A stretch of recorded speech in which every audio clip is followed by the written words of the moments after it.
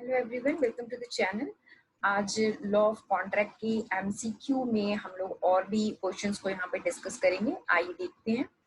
सबसे पहला क्वेश्चन है, अगर ऑफर को एक्सेप्ट करने के लिए कोई मोड प्रोवाइड नहीं किया गया है ऑफरर की तरफ से, तो एक्सेप्टेंस का मोड क्या होगा।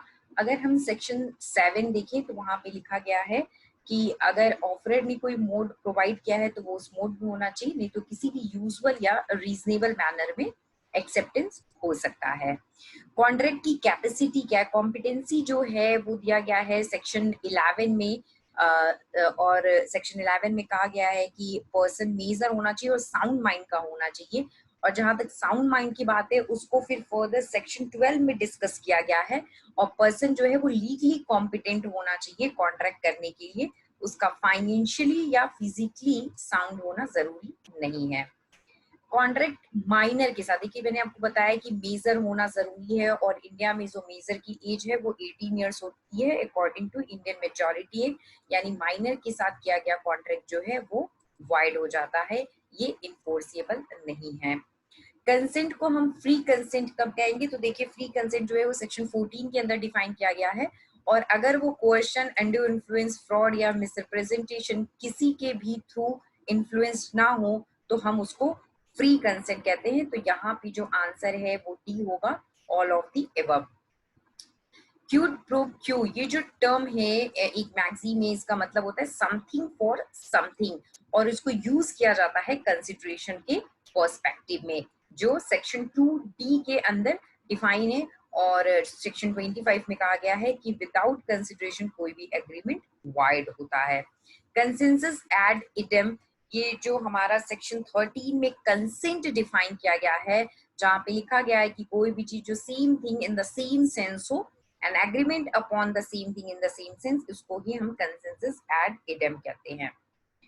टर्म कोएर्शन, जो कोएर्शन टर्म है वो सेक्शन 15 में डिफाइन है, और जिसका मतलब होता है किसी को डराना, धमकाना, कोई कंपल्सन, कोई भी अनलॉफुल प्रेशर, ये सब कोएर्शन की डेफिनेशन में आता है। तो इसका आंसर जो है वो ऑल ऑफ द एबव होगा। अनड्यू इन्फ्लुएंस के में बनाया गया कोई भी कॉन्ट्रैक्ट क्या होता है, तो वो वॉइडेबल होता है। देखिए जब भी फ्री कंसेंट की बात आएगी कि कोई कॉन्ट्रैक्ट फ्री कंसेंट से किया गया है कि नहीं किया गया है, तो उस केस पे हमेशा अगर वो कॉन्ट्रैक्ट फ्री कंसेंट से नहीं है तो वो वाइडेबल होगा। वाइडेबल का मतलब है कि एक पार्टी के इंस्टेंस पे छोड़ दिया जाता है। उसके बाद देखिए, valid contract at the initial stage ceases to be enforceable but subsequently due to intervention of unforeseen factor, ये बिहार 2016 में क्वेश्चन पूछा गया था। तो उस जब सब्सिक्वेंटली अगर किसी अनफोर्सीन फैक्टर के इंटरवेंशन हो जाता है तो क्या होता है, तो वो कॉन्ट्रैक्ट वाइड हो जाता है since the time it ceases to be enforceable. इसका सही आंसर डी है और ये प्रीवियस ईयर क्वेश्चन है। इंडियन लॉ में वेजरिंग कॉन्ट्रैक्ट क्या होता है, तो अगर आप सेक्शन 30 देखेंगे तो वहां पे लिखा गया है कि वेजरिंग कॉन्ट्रैक्ट इंडिया में अलाउड नहीं है और वो वाइड होता है। इसके दो एक्सेप्शन है, हॉर्स रेसिंग और जो प्राइस से रिलेटेड जो कॉन्ट्रैक्ट होते हैं, वो दोनों इसके एक्सेप्शन है। फ्रॉड, फ्रॉड का क्या मतलब है, तो फ्रॉड को देखिए सेक्शन 17 में डिफाइन किया गया है, कोई भी एक्टिव कंसीलमेंट फैक्ट का और या कोई भी डिसेप्शन, कोई भी डिसीव किया जाने वाला एक्ट, ये फ्रॉड के अंदर आता है फ्रॉड की डेफिनेशन में। तो इसका आंसर जो है वो सी है, ये दोनों ही सही हैं। ए अगर अग्री करता है अपने हॉर्स को सेल करने के लिए 5000 की जगह 1000 में, और यहाँ पे ए का कंसेंट फ्री है, तो वो एग्रीमेंट क्या होगा, तो एग्रीमेंट जो है कॉन्ट्रैक्ट होगा, वैलिड होगा। जब भी सेक्शन 25 का आप एक्सप्लेनेशन देखोगे, जहाँ पे लिखा गया है कि जब भी कंसिडरेशन की इन एडिक्वेसी की बात आती है तो वहां पे ये चेक किया जाता है कि कंसेंट फ्री है कि नहीं, और अगर कंसेंट फ्री रहता है तो वो कॉन्ट्रैक्ट वैलिड होता है, और अगर कंसेंट फ्री नहीं रहता है तो वो वॉइडेबल हो जाता है। जहां पे दोनों पार्टीज अंदर द मिस्टेक ऑफ फैक्ट हो, वो कॉन्ट्रैक्ट वाइड होता है अकॉर्डिंग टू सेक्शन 20।